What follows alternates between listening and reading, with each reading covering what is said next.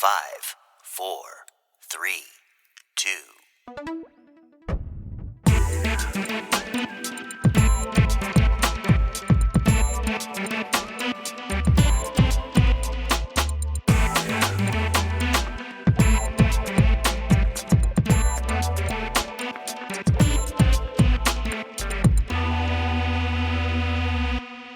Well, hello everyone, and welcome back to the Nathan Markley Show.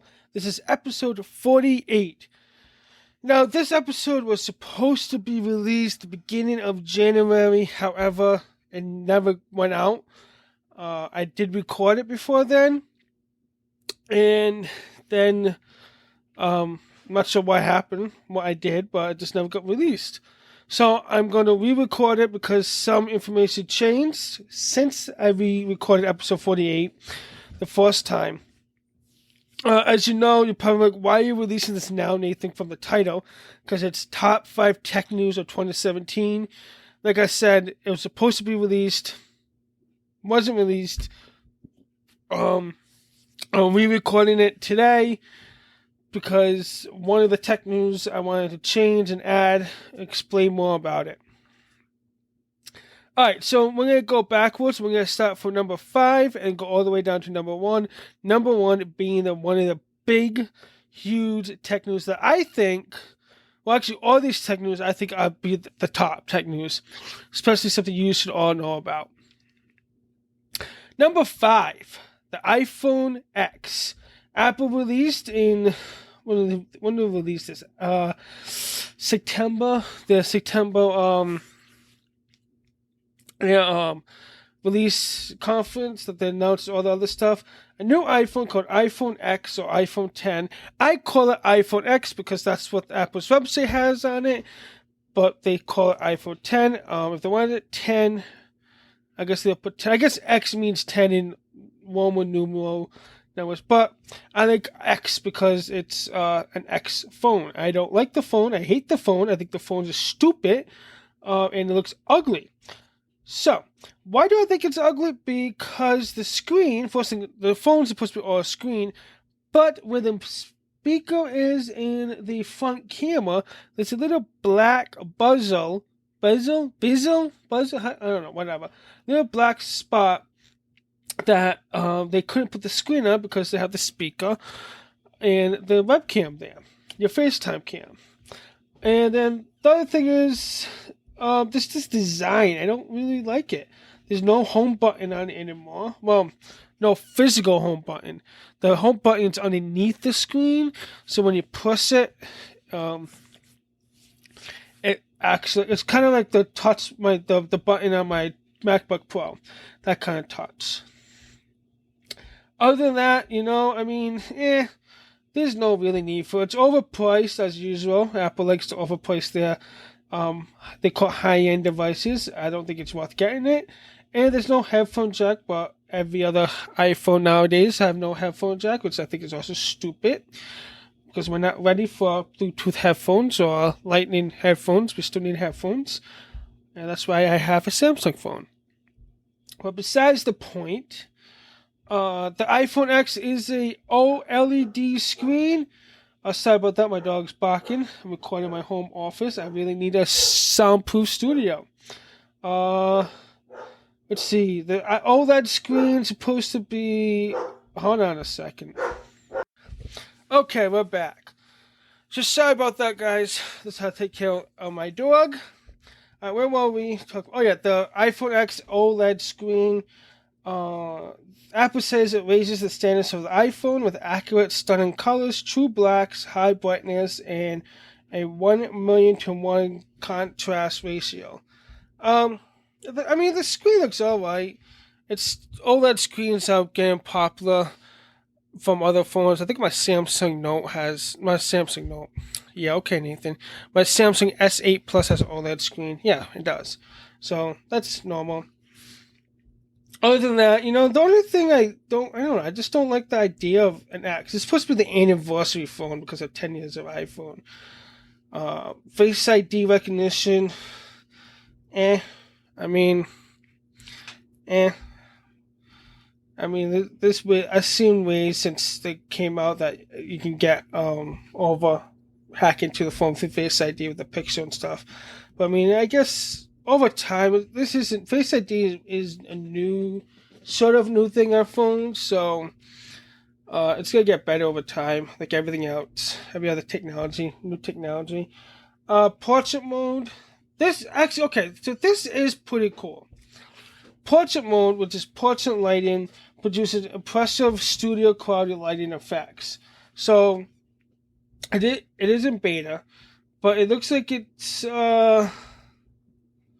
you can change the different lighting and stuff when you take it like portraits and stuff. So you have like a studio stuff. So I'm watching the play. So you have different effects, like natural light, studio light, stage light, and what's the third one? Stage light mono, which is like a black and white kind of thing. So that's pretty cool. Oh yeah, this one cool with the iOS is you can animation like a panda, pig, or robot, or any other stuff. So you can animation things like a cat and send animation cat or whatever to your friends or family. That's pretty cool. Yeah, the camera's 12 megapixel camera.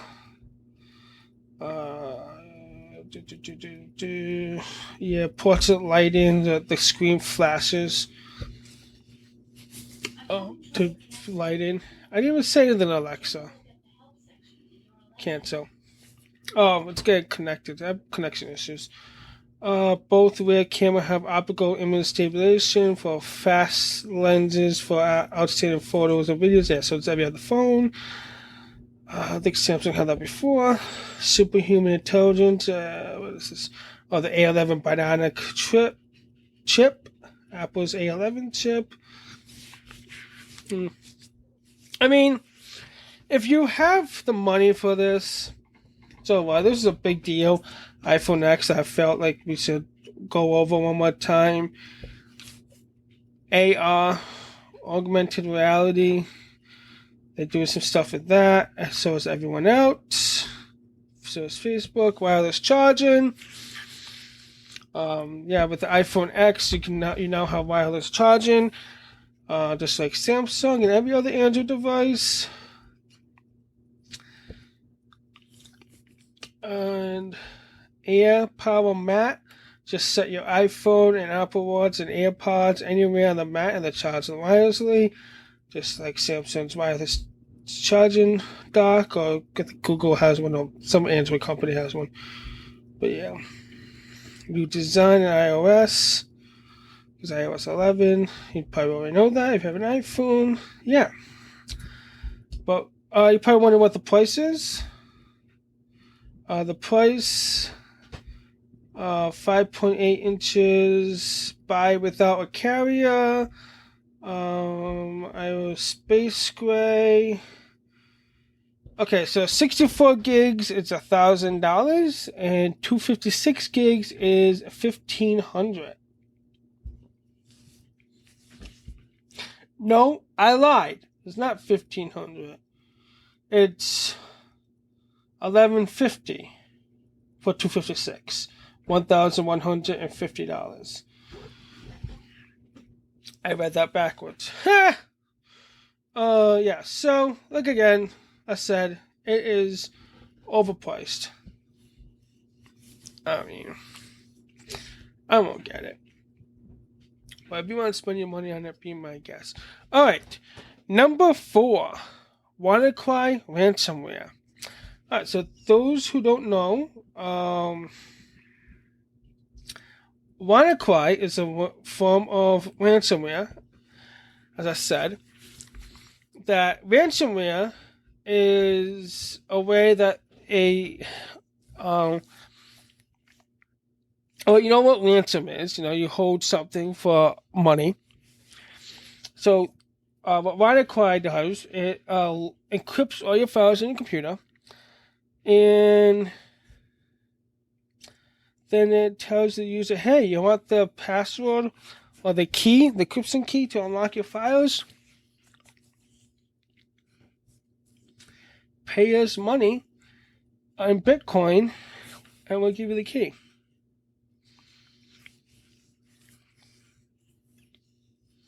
Back in May of 2017, over nearly 200,000 Windows PCs got hacked with WannaCry, including a lot of hospitals and doctors' offices, because they were outdated, had Windows XP on them.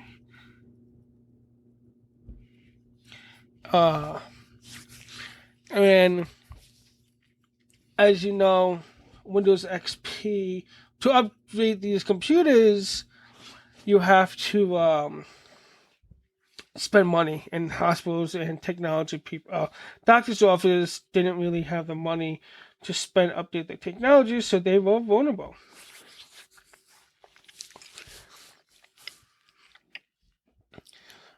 So normally the victim of the ransomware, WannaCry, reports from the hackernews.com says they will pay between $300 and $500 in Bitcoin.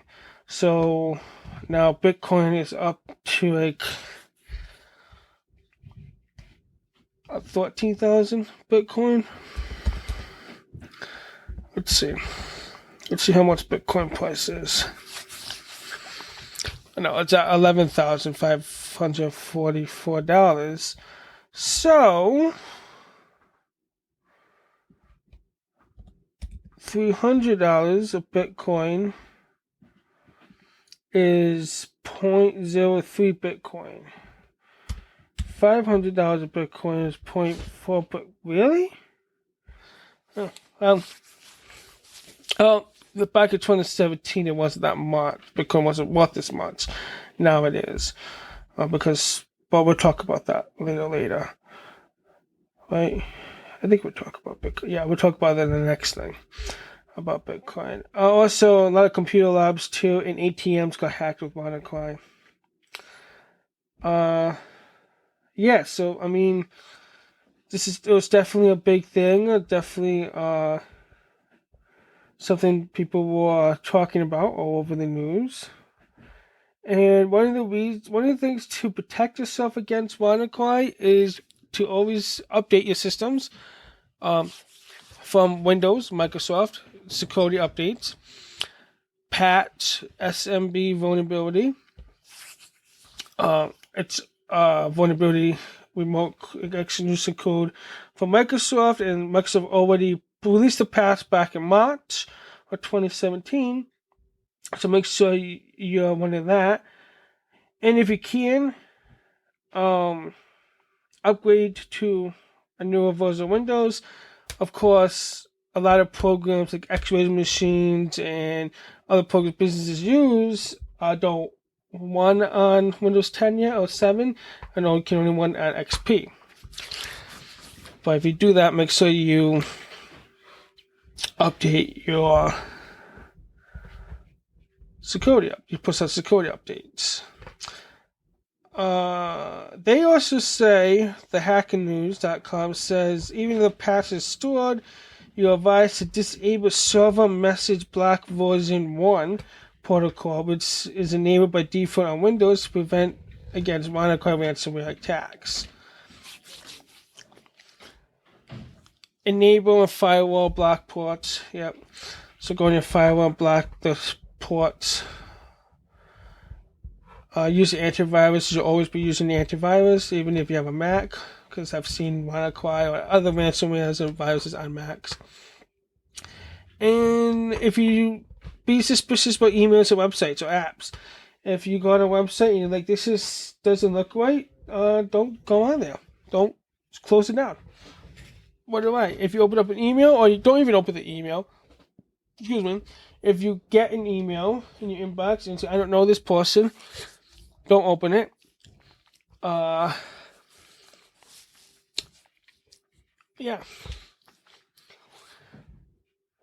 Just be cautious about your online presence and what you're sending over the email and documents.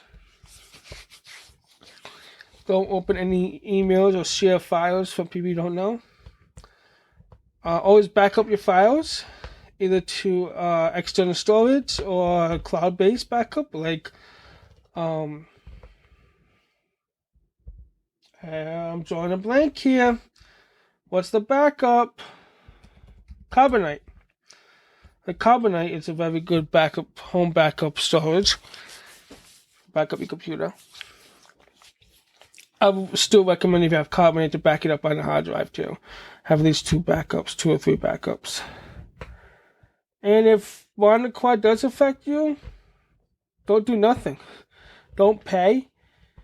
Because it's not worth it. Hopefully you have a backup. If you don't have a backup, well, you're Sherlock, pretty much. Even hackernews.com says never pay the ransom.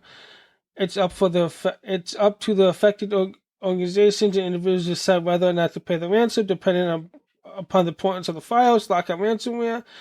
Before making any final decision, just keep in mind there's no guarantee that even after paying the ransom, you would regain control of your files. Moreover, paying ransom also encourages cyber criminals to come up with the similar threats and extra money from larger audience. So, short advice to all users: don't pay the ransom. I agree. And we keep them in business. If you keep paying the ransom, these cyber criminals, hackers, the ransom money, they keep doing what they do. So you have to stop paying them, and they won't do what they're doing. They'll find other ways to make money because we're giving them money and we're paying for them for what they do. Pretty much they're telling them that it's a good thing we do because we're paying them. I'll just back everything up and just reformat your computer, restore from backups, a good backup before the ransomware, and call it a day. And make sure you do security updates and you block firewalls of your business, have firewalls in place, or block ports, as I say, in your business. Yeah. If you're an IT person, you already know this. Home users have antivirus and backup, and then find a local IT person to help you out if you need questions. Or you can contact me at Nathan@nathanmarkley.net. I'll be more than happy to help you out.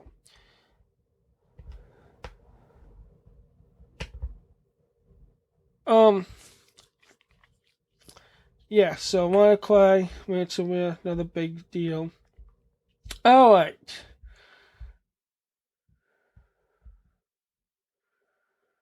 Oh yeah, I should mention this, that Microsoft has hit out the U.S. government for the WannaCry attack, but not disclosing the software vulnerabilities to the respective vendors and holding them for their benefits, like global cyber espionage. Espionage? How do you pronounce that? What?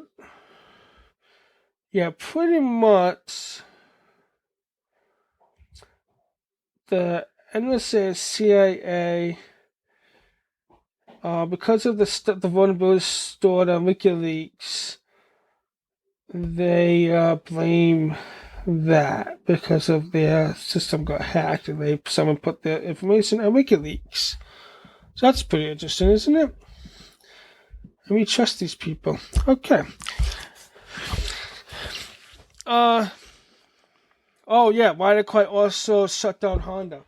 As I mentioned, that's another big in the news. WannaCry got in the Honda factories and shut down all of that stuff.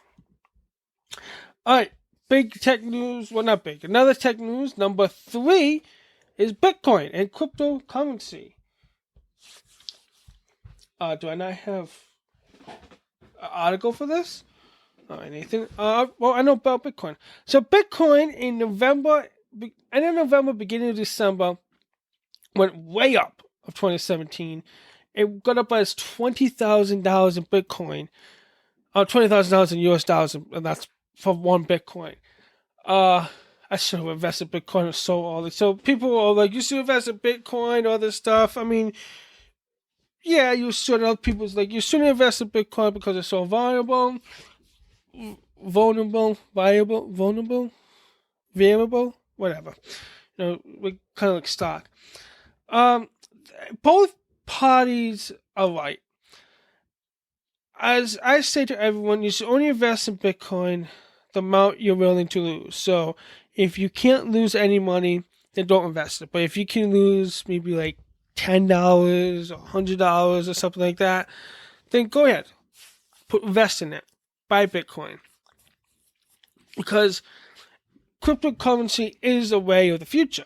I do see it to be a thing, and we will be in the next 15, 20 years, maybe sooner, I don't know, maybe sooner, I really don't know, but I think it's 15, 20 years, we will be buying stuff with Bitcoin or any cryptocurrency. There's other cryptocurrencies out there. And like, you can support this podcast by using Bitcoin. And the NathanMarkleyShow.com page, and in the About section, there's my Bitcoin QR code and the address that you can send me Bitcoins if you want to support the podcast more than listening. So, Bitcoin is the way of the future.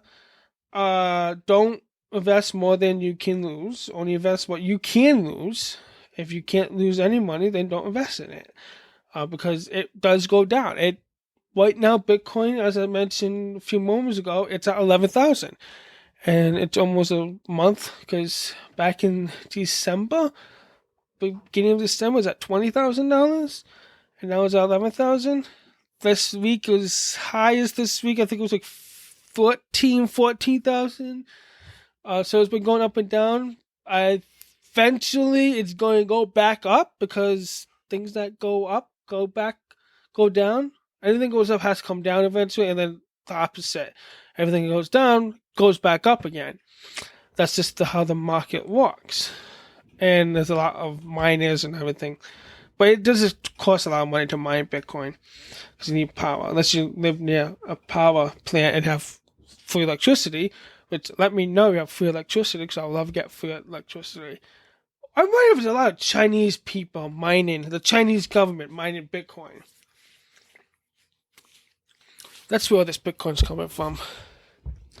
And they're selling it. But anyways, if you want to, I'll leave Coinbase so you can research some more on other articles in the show notes. Again, speaking of the show notes, anything I talk about in this episode and all my episodes of the Nathan Markley Show, all the links are in the show notes for each episode. So head on over to the NathanMarkleyShow.com website to check that out. And don't forget to share this episode or my podcast. All right, number 2. The number 2 was going to be number 1 when I first originally recorded this. But then I remembered that bigger story, which bumped it to number 2. Number 1 we'll talk about later, but number 2 is the FCC and net neutrality. So the FCC repeal net neutrality proposal was released, and it got approved. So meaning net neutrality is gone. What does that mean, Nathan? Well, pretty much Verizon, Comcast, AT&T, Time Warner, Cox, which I don't think they will, any other ISP networks out there can charge more money for fast internet. They can have slow lanes and fast lanes. Meaning if you pay a certain amount of money, you can either get on the slow lane for certain content or fast lanes to get faster access to that content. So if I want to get Netflix and Amazon, right? Maybe Netflix is on the slow lane and Amazon the fast lane. So if I want to watch my Amazon videos faster than Netflix, I have to go with the fast lane, they could actually potentially block content. You can't. You can't see this because Amazon or Netflix doesn't pay us money, or something like that. It just opens up a whole can of worms for ISPs to start charging and making more money, and a thing that was meant to be free and open to the public in the first place. Uh, yeah, I'm not gonna read the proposal or the net neutrality proposal because it's long. It's about a shitload of pages. I'll leave that link in the description and the link to the words about the repeal from the FCC.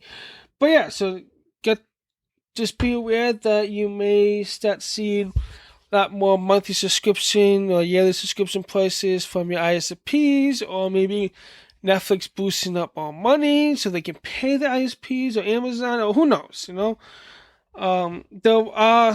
don't think Netflix and Amazon would do that. They're against it. And same thing with Google and Facebook, but I'm just using them as an example. And having net neutrality was good. Now not having it, it's actually bad for everyone, but also for small business owners like myself, the Nathan Markley Show. You may like Cox and Verizon can slow down my podcast because I don't pay them, and you may sound like listen to this and go back to dial up, and I'm pretty sure people won't want to listen to me like buffering issues, I'm trying to be nice here. But yeah, any comments on that, feel free. You could tweet me at Markley Show, and we can have a whole different discussion. I would love to debate you all on net neutrality. All right, number one, the one that made me re-record this episode, and it's a good thing that I didn't release this episode when I was supposed to, because number one was something I should have talked about in the first place. But anyways, the Equifax data breach and Uber data breach. Let's start with the Uber, because that's not as big as Equifax. So Uber data breach was from 2016, actually, but they announced it in 2017. So Nathan, what happened? Well, in 2016, over 57 million routers and drivers got the data breach in Uber. And Uber hit it.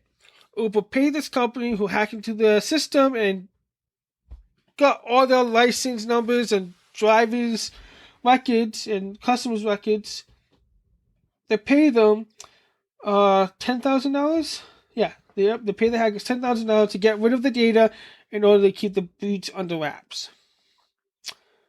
Now that's a big no-no, because if you get, I forgot what you have to release it if it's over a certain amount. I don't remember what the requirement is, but I know it's definitely if it's 57 million customers.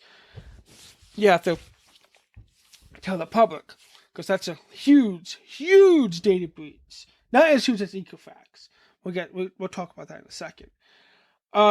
Because in 2017 Uber had changed the leadership, executive leadership, so the new CEO told Bloomberg via email that while he will not make any excuses for the incident, he believes that none of this should have happened. The new CEO joined the ride Uber company in August after sorts of replacement following CEO co-founder Travis' departure. Also said that Uber did shut down the attack vector and increase its security measures following the attack, but that it failed on its duty to report. This is still during the co-founder CEO Travis, but the new CEO found this out, had to release it. He did a good job releasing it, and I believe that Uber Chief Security Officer and key senior deputy to the CSO has been removed from the company back in November, specifically for the roles of keeping the Cybertruck secret. The report says the attack occurred because attackers managed to gain login credentials for the Uber Amazon Web Service account using a private GitHub site maintained by Uber engineers. Wow. I did not know about that. Wait.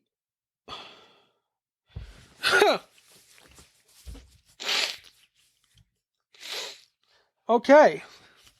So apparently they kept their login credentials in GitHub. That is a big mistake. Well, okay. I don't know why the Uber engineers kept their login credentials in GitHub.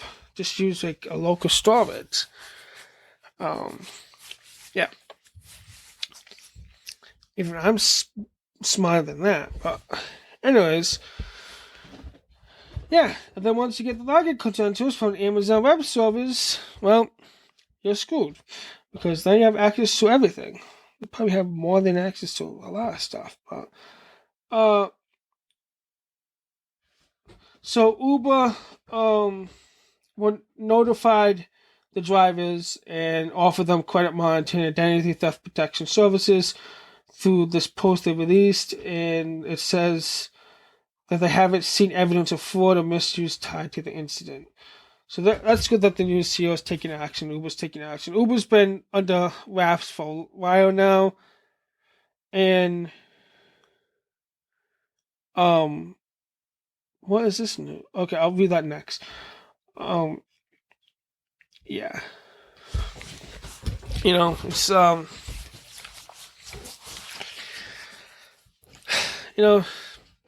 they're changing. They're changing. All right, here's the big news I want to talk about. Let's talk about Equifax. So Equifax, credit monitoring company, got hacked.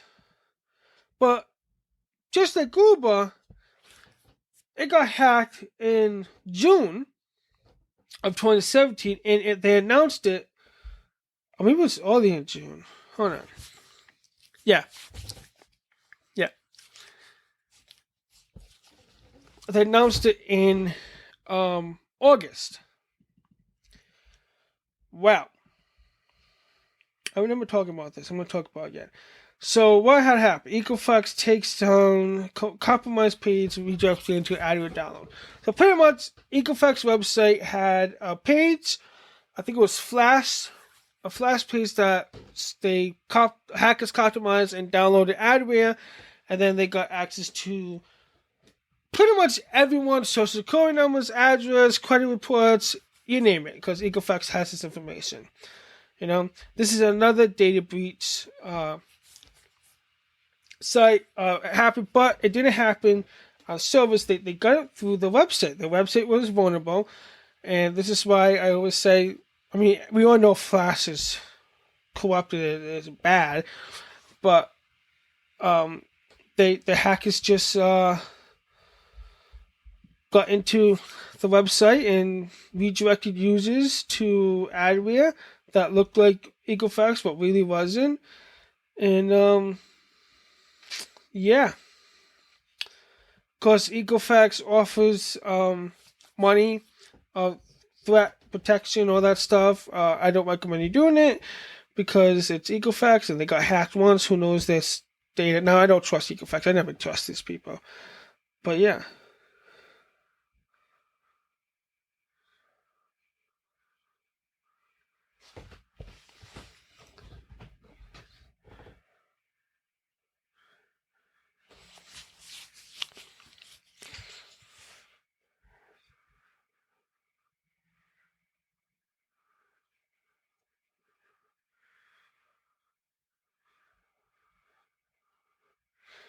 Yeah, it's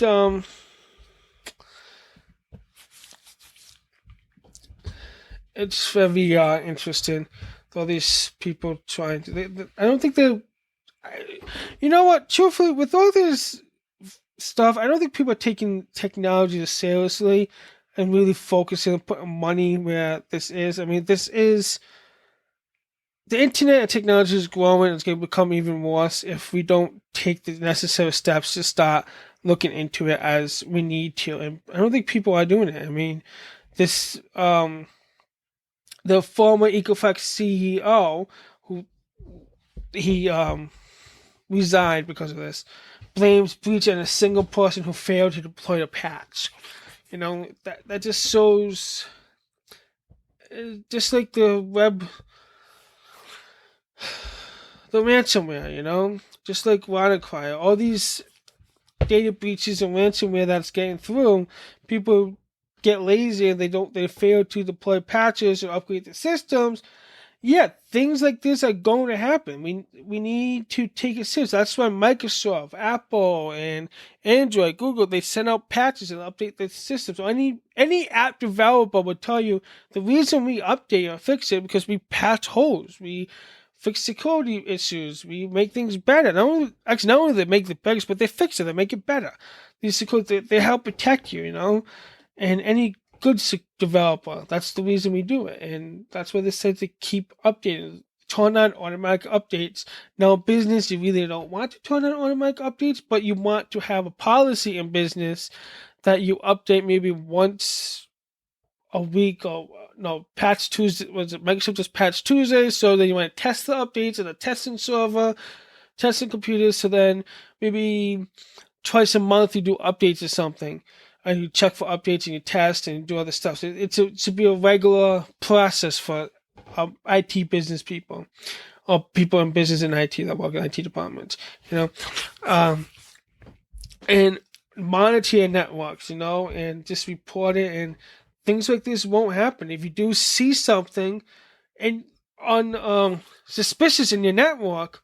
Even home users, if you see something suspicious, look into it. Like, report it to your supervisor or the people you need to, and say, what can we do to fix this? Like, fix it before something bad happens like this.